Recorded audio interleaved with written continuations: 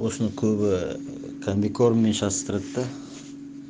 Енді біреулер білсе де әдеттеніп кеткен да осы комбикорм деп, сатушылар да, сатып алушылар да. Біреулер біліп айтады, біреулер енді әдет болып кеткен, сондықтан айтады просто. Мынау жалпы құрама жем деп айтылады. Яғни зерносмесь. Бұның аттары көп қой, Куриный радисть, тағы бірдеңе деп, ол фирманың аттары. Жалпы қозғап кетейік енді. Зерносмесь деп аталады бұл. Комбикорм бұл басқаша. Комбикорм деген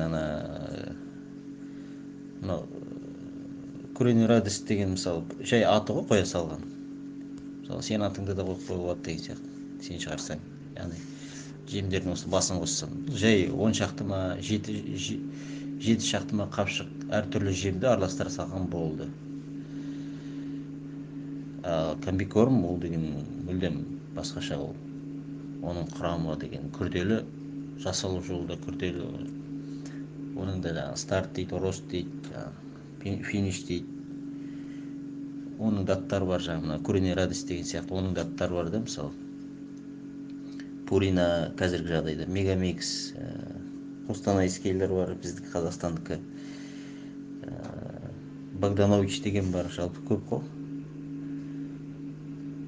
Комбикорм бөлек, мынау құрама жем бөлек те бұл.